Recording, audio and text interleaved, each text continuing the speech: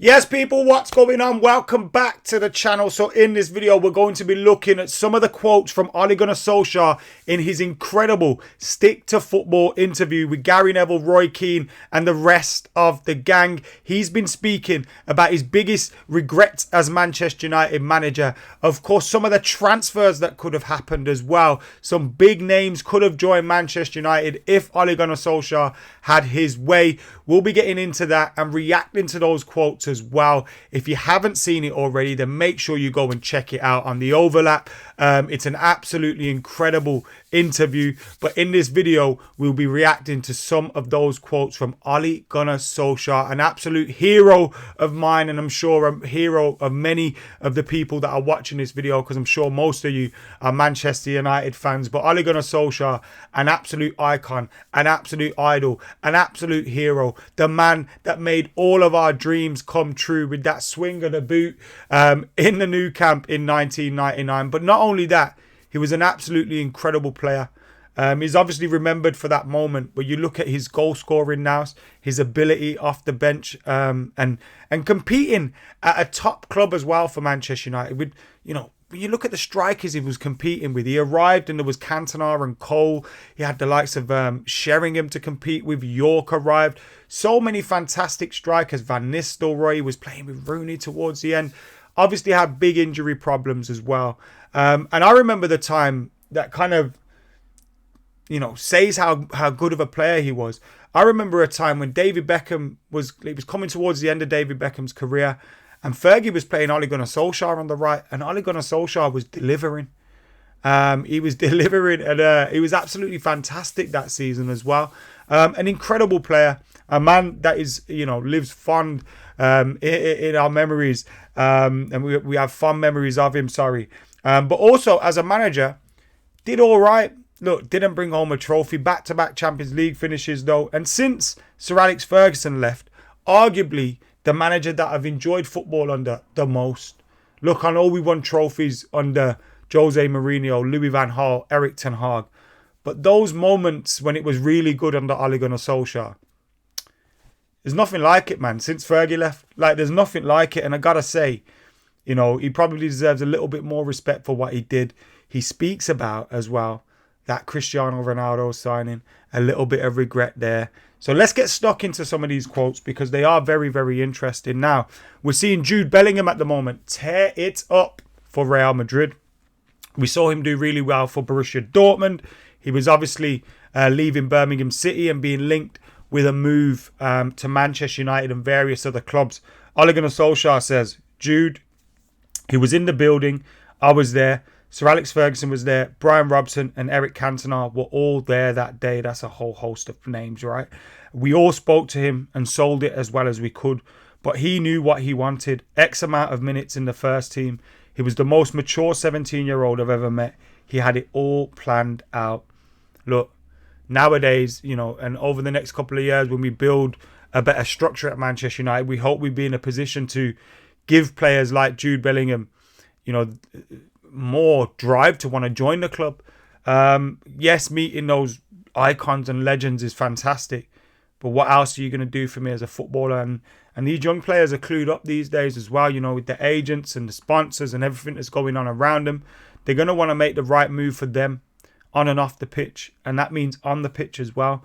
And sometimes Manchester United, well, not sometimes, a lot of the time Manchester United are falling behind some of these other people, and it's a shame. But fingers crossed we can get back to that position, because we need to be attracting the best talent. And there's many, you know, years ago where Jude Bellingham would have already been a Man United player. Jack Grealish, I think at a time, I think we would have just snapped him up. Harry Kane, and we've fallen way behind. And players, you know, sometimes are opting to go elsewhere, and that's not what we want to see. But interesting to see he wanted to get Jude Bellingham, and he goes, he was the most mature 17-year-old I'd ever met. He had it all planned out. A man with direction. And Manchester United at that point didn't have it all planned out, as we'll come to learn a little bit later in this video. Ole Gunnar Solskjaer also said, I had Haaland in Molde for 2 seasons. The summer before I got to Man United, I rang the club and said, you have to sign this boy. That was June, July 2018. They said no. they had enough reports on the player.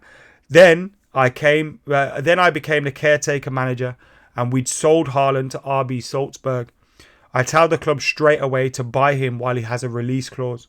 We knew that then, and no one else would have paid the money. 20 million euros. It would have been a bargain. It was the club's decision to not go for it then. We never made bids or went in for him until after he started scoring for Salzburg.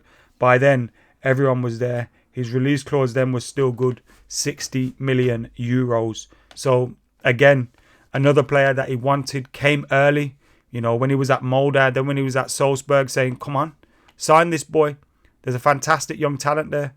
And we refused to do it at a cut price. Again, shows our recruitment, because Erling Haaland should have already been on our radar. And that's another thing, you know, Ineos need to improve. We speak about recruitment and attracting players to the club for the right reasons and on the pitch reasons.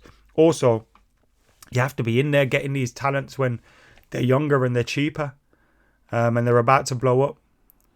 So, yeah, another one that Manchester United missed. But it's interesting to hear that insight from Ole Gunnar Solskjaer. And look, I'm not doing the interview justice with these quotes. Obviously, we're reacting to them, and I want to get your opinions on them in the comments below. Make sure you're checking it out. Interestingly, I'm going to be on the overlap. I'm doing the overlap as we record this. It's tomorrow. So that will be out very, very soon as well. Looking forward to meeting up with Gary and the gang again and arguing, as we usually do.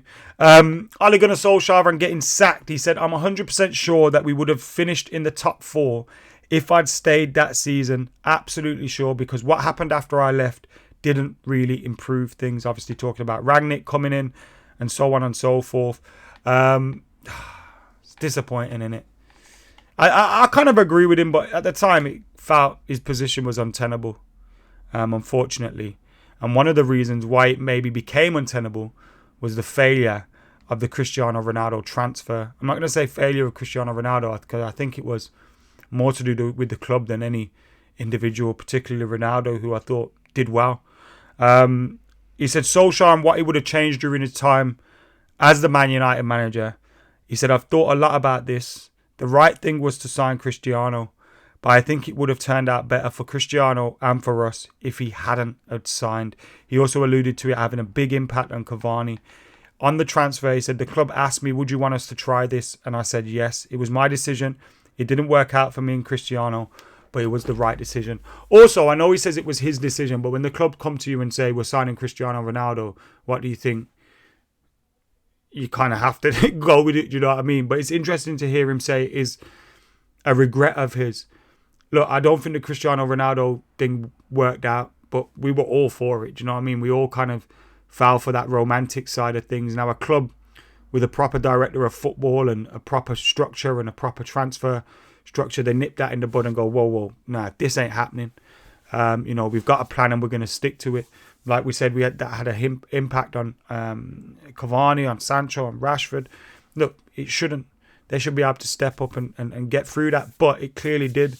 And maybe when we already had some semblance of a plan in place, it was silly to go back on it. And then that's, ultimately the team's fallen apart, cost the manager his job. Like I say, I think it maybe would have been better if he stuck around to the end of the season. But at the time, it felt so bad. And it's a shame. It'd be interesting to see what would have happened had we not made that signing. But United's structure and everything's so poor that you feel we eventually would have ended up in that position anyway. Whether you get a few injuries or whatever, you feel like it's always inevitable with United. The lack of structure, the lack of planning means we're eventually going to end up in this position, and that's why things have to change.